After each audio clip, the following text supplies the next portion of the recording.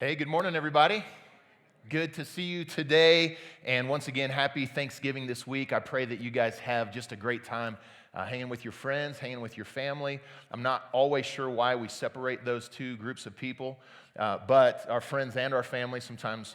I'll move on. So anyway, I'm glad that you guys, glad that you guys are here today. And really, PJ was talking about it to be really intentional in what this holiday season looks like. I think sometimes we get caught up in just the celebrations, and we forget to just back up for a moment and just say, hey, what is this about? And for you this week, I think it would be absolutely amazing as your family sits down at some point for you to really talk intentionally about the things that you're thankful for. And to not let Thanksgiving go by without taking that opportunity. There's going to be great opportunities probably to watch some football, to eat some turkey and some stuff like that. But to miss that opportunity to say, what are we thankful for, I think would be something that I think you'd regret at the end of the week. So let's not regret this. Let's say, man, we're going to be intentional about this. Amen? Are you going to do this? Come on, give me a commitment. You're going to talk specifically about what you're thankful for. Everybody said amen? Okay, I can move on now. Okay. PJ mentioned this as well. We do have our Christmas Eve services coming up. We're excited to be able to do this. It's going to be 4 o'clock. Also, I wanted to almost say like a save the date. You'll hear more about this in the coming weeks. That next Sunday, December 29th, we're actually doing church at home. And so we're not going to be meeting here. What we're going to do is intentionally ask you guys to do something in your home, whether it's in your PJs or whatever it is, but to invite your friends over. We want to really be intentional on reaching our neighbors and inviting them into a really maybe safe, casual place. And we would like to provide just a really short devo for you on that morning. But maybe what you do is you bake cinnamon rolls, you invite me to come over, I'll show up in my PJs, and then we'll just talk through a devo. And I want to encourage you guys to do that, though. It's going to be December 29th, so rather than having church here, we're going to have it in the homes, right? Okay, so, hey, today we are in the final week of this series called Hope in the Dark. And I don't know if you're like me, but I am a rather optimistic person. And so I don't like to talk about things that are dark. Is anybody like that? Am I alone in this? Okay, and yet, inevitably, we all walk through dark seasons. Now, you have an option when you hit one of those dark seasons. You can either put your head down and ignore it and act like everything is okay, or you can call it for what it is and say, God, what is it that you're wanting to do in this season? What is it you're wanting to do in this moment? And most importantly, what is it that you're wanting to do in me during this time? And so this series that we've been in called Hope in the Dark has been a look at the book of Habakkuk. The book of Habakkuk is a very short book. It's only 3 chapters long. Today we're in chapter 3. We are at the end of this very short series, and I want to talk about Habakkuk very quickly. Habakkuk was an Old Testament prophet. He was a minor prophet. He lived about 600 years before Christ, and Habakkuk was a different kind of prophet than most of the prophets that you would read about in the Old Testament. Most prophets would speak to the people on behalf of God. Thus saith the Lord. Habakkuk was different. Habakkuk spoke to God on behalf of the people. And what he spoke to God was raw, it was real, it was honest, it was hard, it was difficult. And if you boiled it all down, what he said to God was, I don't like what's happening to us right now. Have you ever felt that? Have you ever spoken that to the Lord yourself? I don't like the situation I'm in right now. I don't like what's going on. I don't like the pain. I don't like the hurt. And he said, I know, God, that you could do something, so why don't you? So Habakkuk was called by God to prophesy, again, to speak to his people, the people of Judah. And the people of Judah were having a really, really hard time. Now, you could say that you've gone through hard seasons in your life. Judah was going through a hard life, and some of you could probably relate to that. You feel like it's season after season after season, back after back after back, like one difficult thing after another. And this is what Judah was experiencing in their life. They used to be prosperous. It used to be a group of people that were very blessed. But then some corruption came in, and it really turned the tables on them, and they found themselves in a very, very difficult moment. And this moment turned into months and years, and now Habakkuk is coming to the Lord and he's saying, God, what gives? Like, you could do something about this. Why don't you? Have you ever been there before? Have you faced something like that in your own life where you felt like, good grief, this is like one difficult thing after another that are just piling up here. God, you could step in and do something. Why don't you? That's what I love about this book. Habakkuk is just raw, he's honest, and he's real. And he's just speaking to the Lord out of the emotions of his heart, out of the feelings, out of the hurt, out of the pain, out of the confusion that we find ourselves in at times. Now, again, I don't like those seasons. Is there anybody who does, right? I don't like those seasons, but they're real, and we face them. And so the value that we've pulled out of this book of Habakkuk is that Habakkuk has given us a real-life map on what it looks like to walk through the valleys. And in chapter 1, we find Habakkuk wrestling, and he's wrestling with why.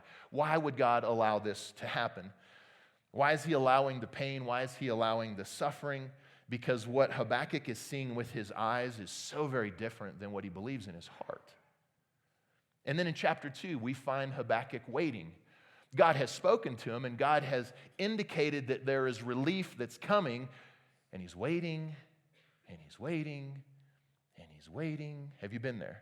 And he's waiting, and he feels like the pause button has been hit right in the middle of his pain, and he's just stuck there. When is God going to come through? That's chapter 2. Now, chapter 3, there seems to be a change in tone. I like chapter 3. I'm gonna enjoy preaching chapter 3. In fact, Habakkuk might get me preaching a little bit today, so be careful. I'm gonna get a sweat rag, and start wiping and start yelling a little bit. But if you read the first 2 chapters of Habakkuk, and you got you read through all the first chapter and all the second chapter, and you got to the final verse of chapter 2, you hear the angst, you hear the agony, you hear the disappointment, you hear the misunderstanding. Like, I just don't get it. I don't get what's going on. God, how come you won't help me? But at the end of chapter 2, at the very last verse, there's a shift that happens. Everybody say, shift happens. There you go, okay? Like, seriously, there's a shift that happens. Some of you guys are like, wait, is that okay to say in church? It is. There is a shift that happens, and it's a big-time shift that happens, and you're gonna notice this because it's in his attitude.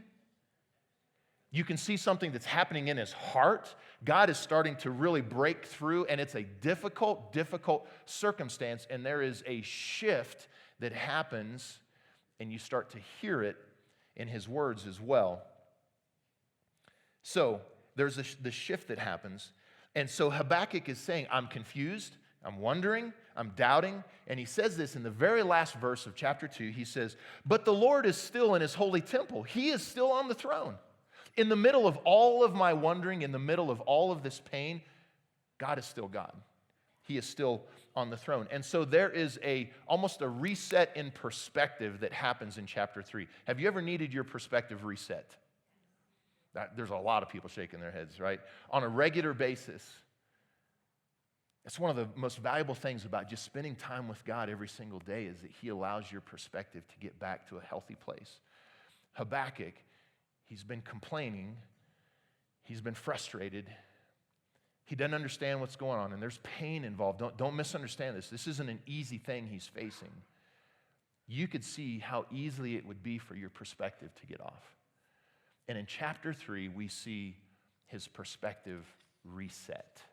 And this is going to be beautiful today. You're going to love this. The very first verse of chapter 3 here, there's something that you might just skip by, but there's a word that I want to bring to your attention. And so the chapter opens with this. He says, there's something before that.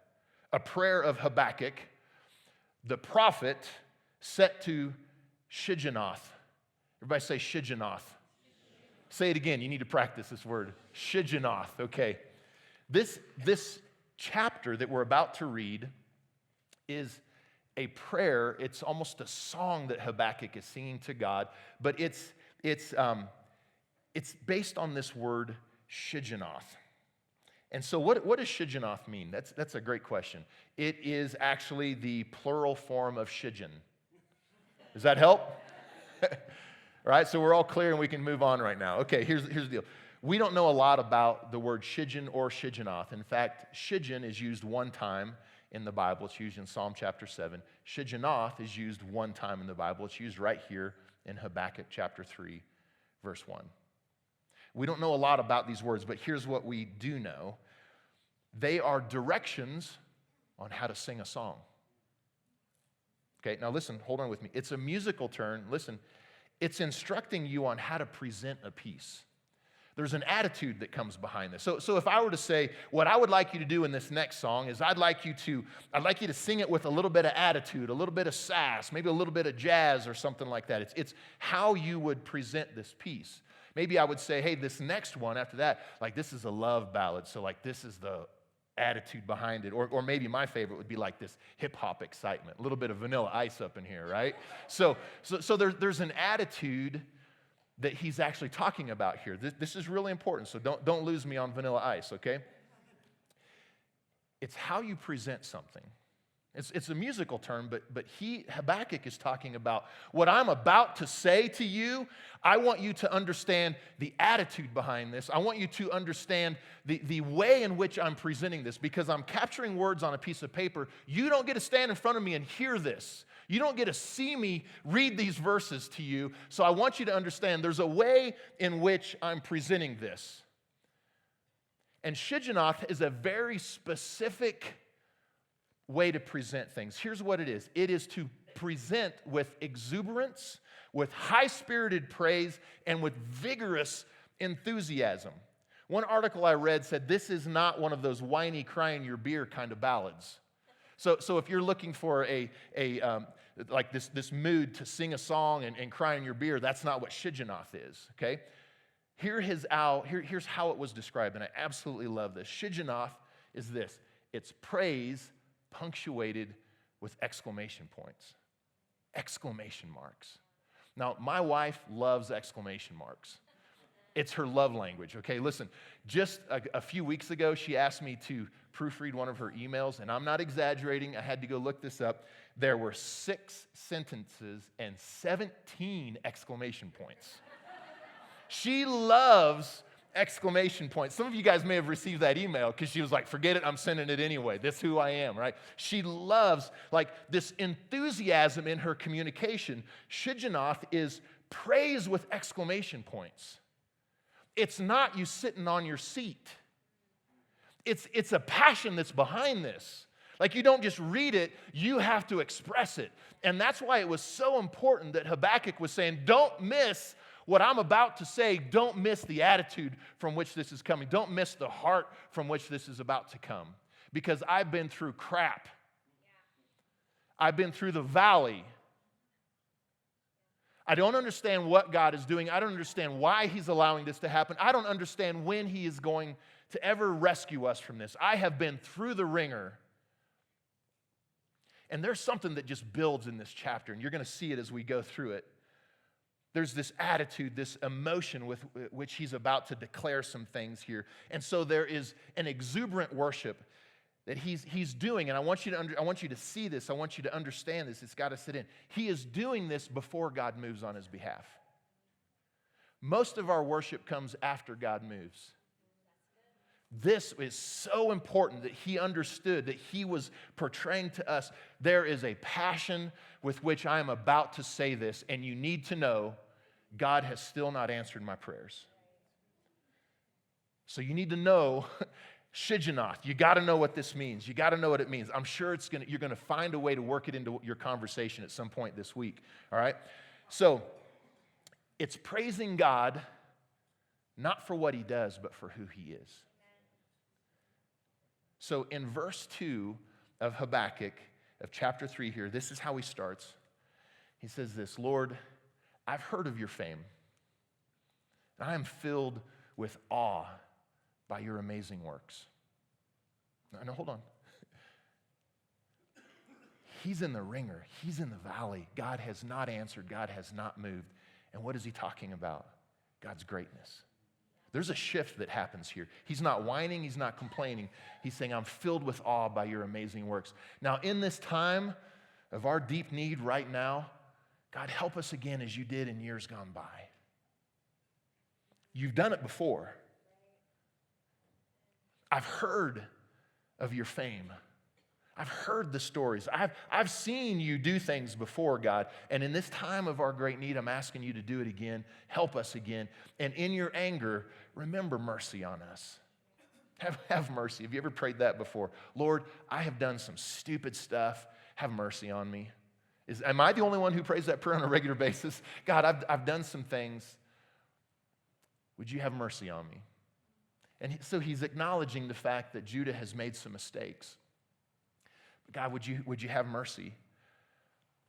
You've done some great things in the past, and I'm asking you to step in and do it again. If you remember the very first week of this series, we talked about how sometimes you experience the goodness of God and you're on this mountaintop experience, and you hear God all the time, and he answers all of your prayers, and your circumstances are good, and you're healthy, and you have provision, and things are going your way, and it's so easy. Like, it's fantastic living on those mountaintops. And then something bad happens, and you lose your job, or you get a bad diagnosis. You pray for something and you don't get it. And how quickly we come off of that mountaintop and we just feel ourselves sliding down, and we have all these questions and we're pleading and we're just saying, God, do something. Like, don't let this happen in my life. Don't let this, I feel myself sliding into the valley. God, don't let this happen. And you know that God could do something and he doesn't. And this is the story of Habakkuk.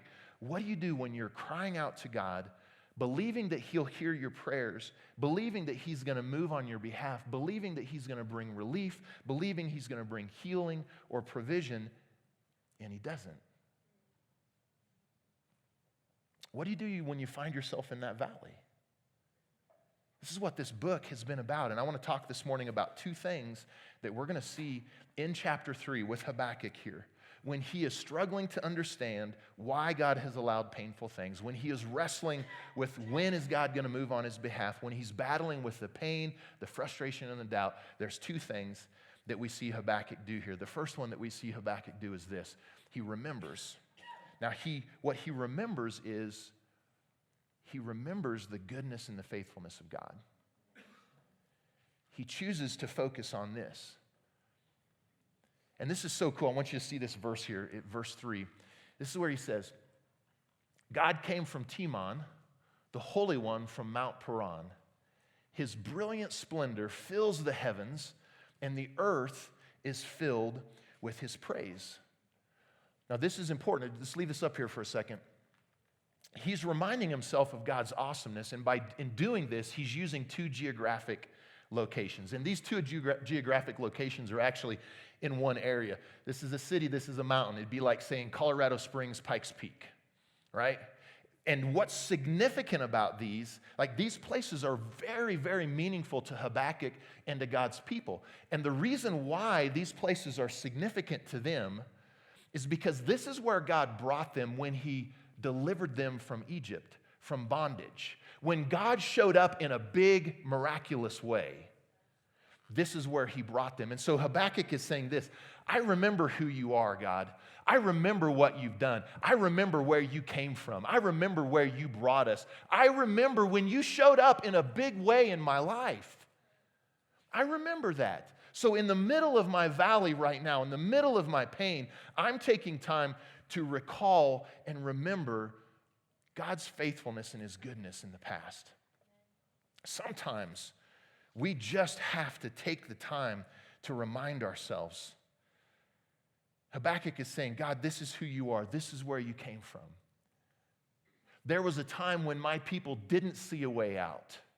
They were in the valley. For hundreds of years, they were in slavery and they couldn't see a way out. But God, you showed up. You changed the heart of Pharaoh. You split the Red Sea open. You killed, you destroyed all of our enemies who were pursuing us. You showed up in a big way, God. You've done it in the past. And then when you did, then you brought us to Taman and Paran. And those are really, those have a very significant, sentimental, emotional place in his mind. God, this is where you're from. This is who you are. This is what you've done in the past. And I remember your goodness. He continues in the next few chapters, the next few verses here. He says this, verses 4, 5, and 6. He says, his coming is as brilliant as the sunshine.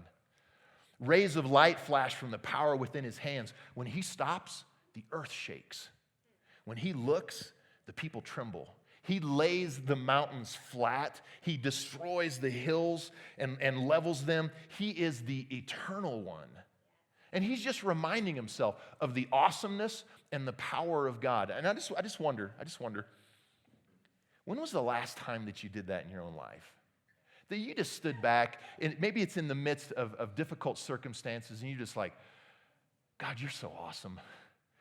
Your power is unstoppable. It's unbelievable how powerful and awesome and mighty you are. God, you're amazing. You're faithful. You have showed up in big ways. Your heart of compassion. You are a just God.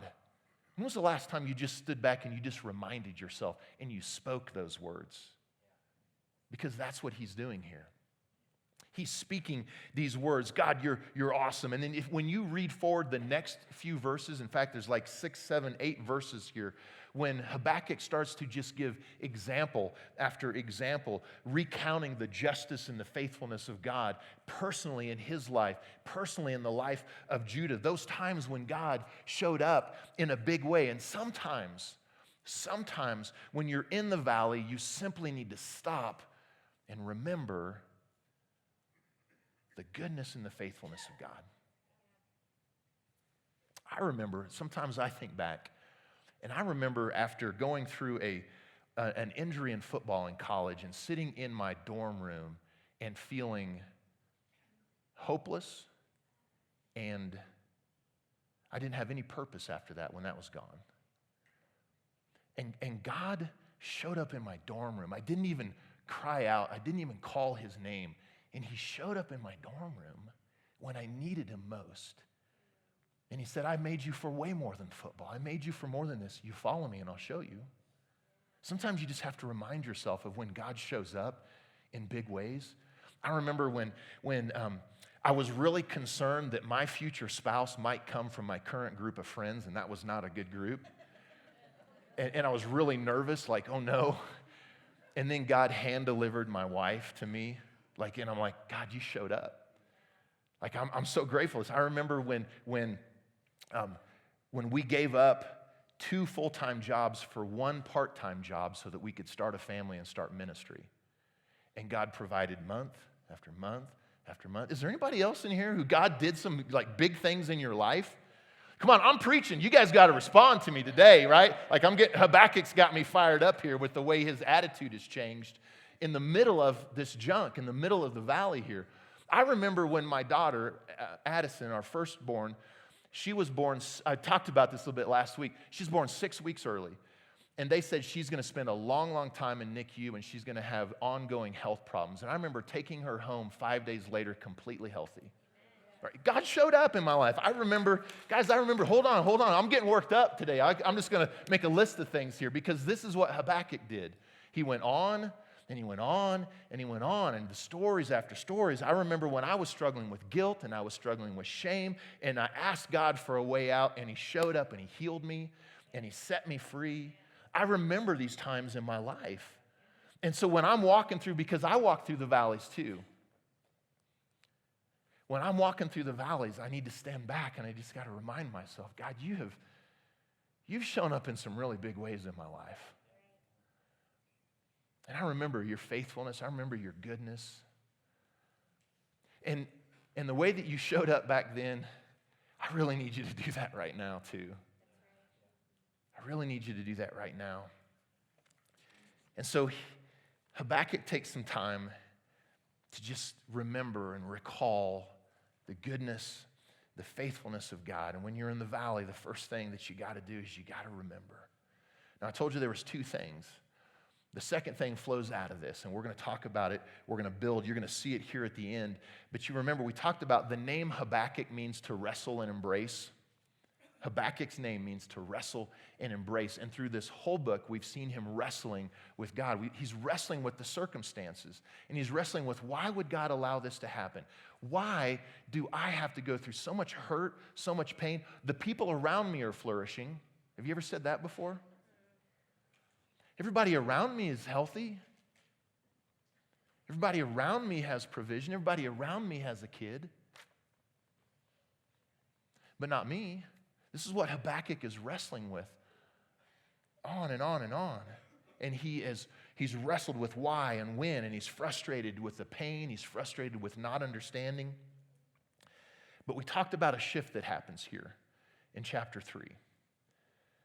And Habakkuk comes to the point. His name means to wrestle and embrace, and that's what he's been doing, back and forth, back and forth, back and forth. But he comes to a point in chapter 3 here when he makes a choice. He chooses to elevate embracing over the wrestling. In other words, he chooses to elevate trusting in who God is over his circumstances. He chooses to elevate trusting in God's plan over his pain. He makes a choice here, and this is the shift that happens here, and you're going to see it in the words that he speaks next here. This is the shift. It doesn't mean that he's not still wondering. Don't hear what I'm not saying, okay? It doesn't mean that he's no longer wondering. It doesn't mean that he's no longer wrestling, but it means that in the midst of all of the pain, in the midst of all the doubt, in the midst of the disappointment, Habakkuk is going to choose to do something.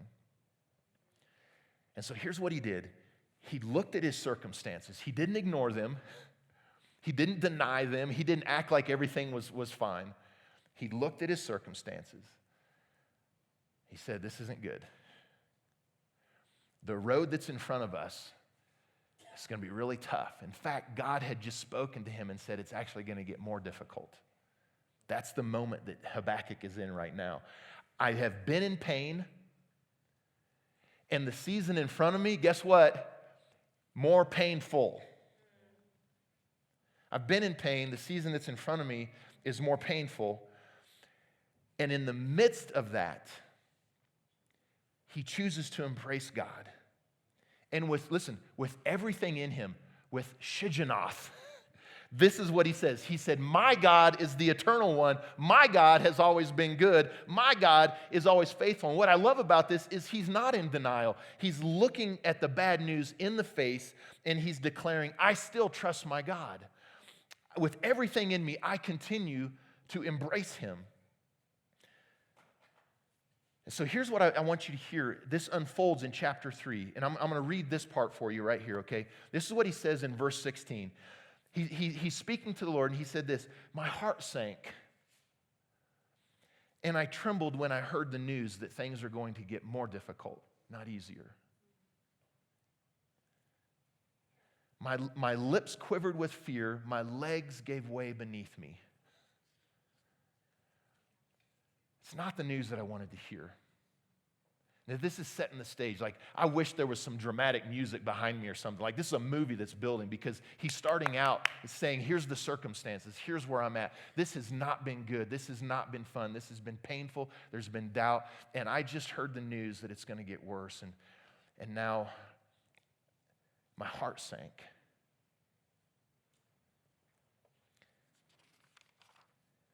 And then he says this.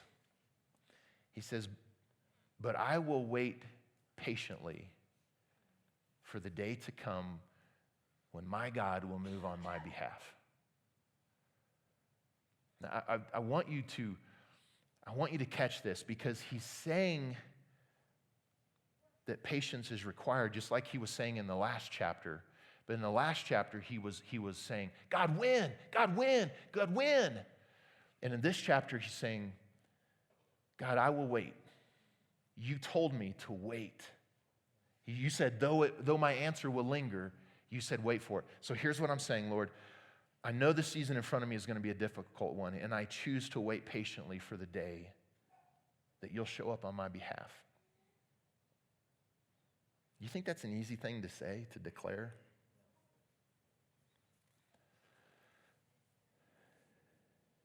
In the midst of your disappointment, in the midst of God not moving on your behalf, to say, God, I'll wait patiently.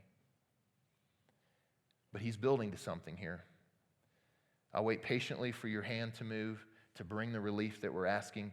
And then he says this, I got to have you see this. This is big. He's painting a picture. Though the fig trees have no blossoms, and there are no grapes on the vines, though the olive crop fails and the fields lie barren. This is our reality. Though the flocks die in the fields and the cattle barns are empty. You might say it this way.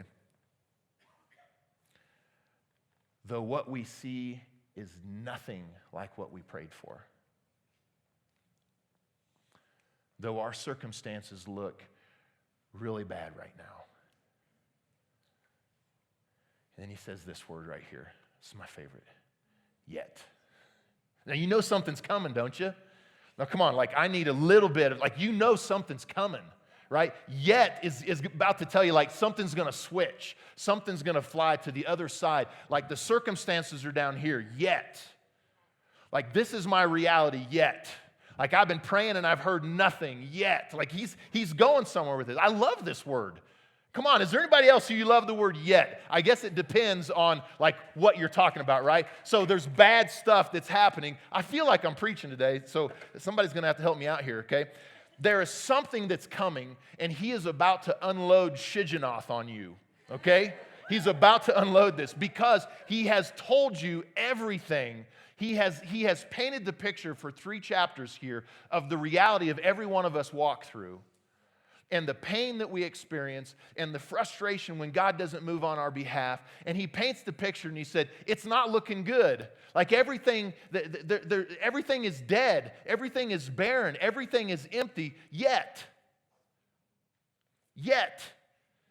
even though nothing lines up with what we've asked for, even though nothing is what I would have chosen, there is a major shift in his attitude, and there's a major shift in the atmosphere coming. Here's what he said. Habakkuk said, yet I will rejoice in the Lord, exclamation point.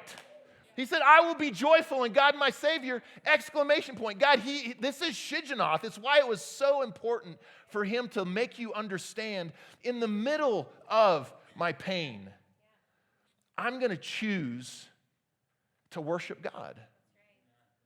Even when I don't understand, even when the future right in front of me doesn't look good,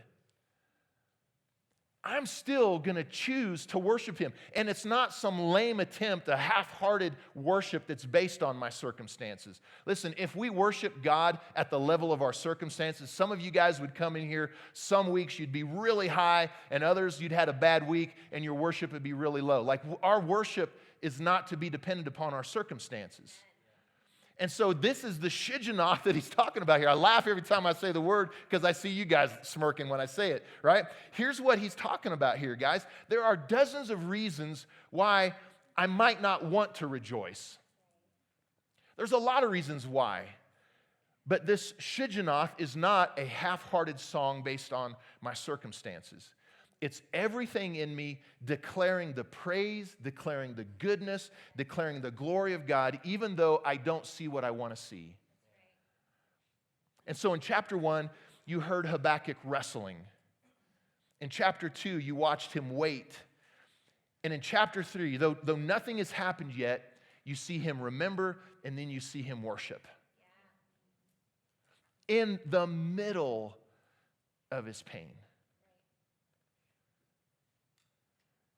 We talked about the fact that this isn't a fairy tale book because God doesn't answer him at the end and restore everything. What we see is the response of somebody who has been wrestling with God but embracing him and has chosen that in the valley, even when I don't know when I'm going to get back to that mountaintop again, even when I haven't seen the answers, even when things aren't going my way. In the valley, I'm still going to choose to worship him. This is the Shigionoth. It's praise before God moves. It is praise in the middle of your waiting.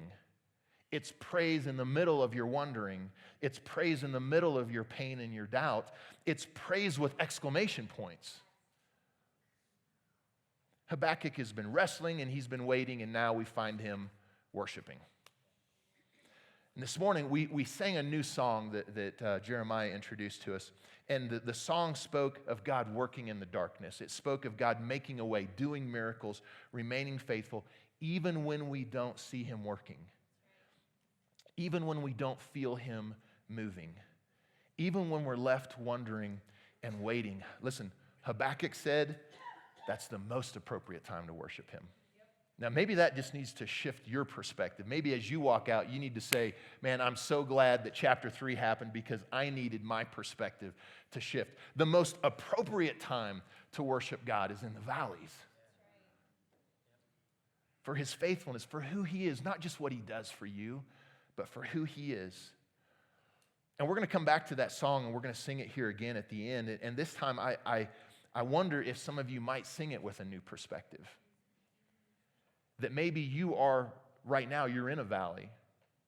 Maybe you're feeling it and you have doubt and you're experiencing pain. Some of you may end up praising God before he moves on your behalf here in the next couple of minutes. Some of you guys are going to praise God with exclamation points. Like it's not dependent upon my circumstances. This is who God is. I know where he came from. I remember the times that he stepped up and he delivered big time in my life. I know who God is. I know what he has done. I know where he's from. I know what he does. Some of you guys, you may be wrestling right now still with the pain and the frustration, the wondering and the waiting, and you don't know. You don't know what's next. Some of you guys, I know what you're wrestling with. We've talked. I know the things that you're facing. I know the valleys that you're in. Some of you guys, I don't, but God does. He understands the pain. He understands the frustration. He understands it all. And I can tell you this, as we're getting ready to sing here, some of my deepest moments of worship have come in the midst of my deepest pain.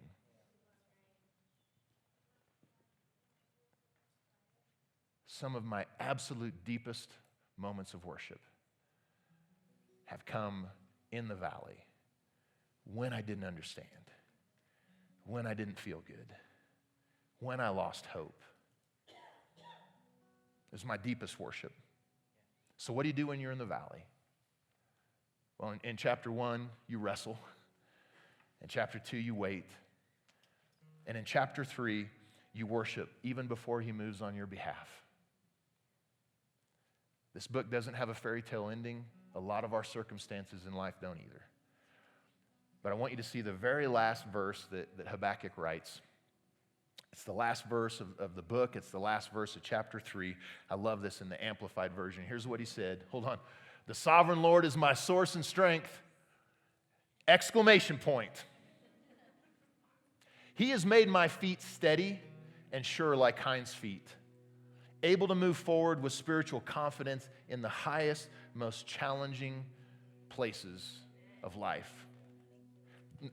This is Habakkuk making this declaration. Now listen, he's in the valley. The circumstances have not changed. But he is declaring what God is doing in his life and how he's using these circumstances and what he's doing in him in the midst of those circumstances. And he's still choosing, just like my wife, using explanation points everywhere. If you read through chapter 3, you're going to find exclamation points after a lot of his statements. Because the attitude behind this is a declaration that he is making. My circumstances won't point to this, but I will. My attitude will.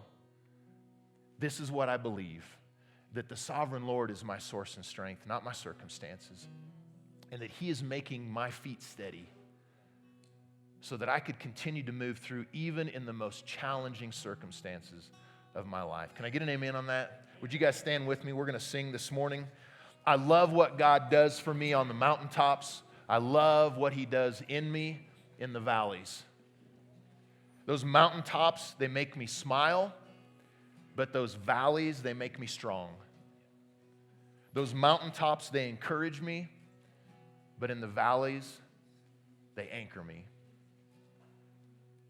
This morning, as we sing this last song, if you're here today and you've never asked Jesus to take center stage in your life, you've heard, maybe you've come to church a number of times, maybe people around you have made that decision, but you have never personally made the decision, given him control, ask him to take the lead. I want to give you an opportunity to do that today. There is no better decision that you will make in this world.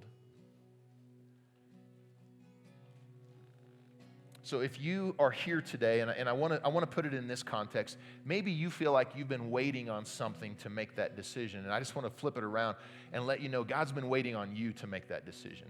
Maybe you've been waiting for a certain season to end.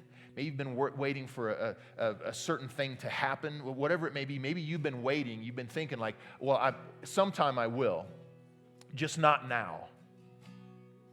Whatever the reason is that you're giving for just kicking the can down the road, I want to tell you God's been waiting on you. And today there is no better day for you to just say yes. To ask God to take center stage in your life, to bring new life to you, to give you hope, to give you purpose, to give you focus, to give you joy, to give you the things that you're pursuing everywhere else, and they're found in him. And so if you're here today and you've never made that decision, I want to give you an opportunity just to do that before we leave today. Would you guys bow your heads and close your eyes? If you're here today, again, you're ready to make that decision, I want to invite you to just pray this simple prayer with me. You can say, God, I thank you for your great love for me. A love that meets me right where I am, right in the middle of my imperfection, right in the middle of my pain. But I thank you, God, that you love me too much to leave me there. And so I thank you for sending your son Jesus to make a way for me to have a real life. And Jesus, I ask you to take the lead, take center stage. I give it all to you right now. I ask you to forgive me of my sins. Give me new life from this day forward. It's your name I ask it. Amen.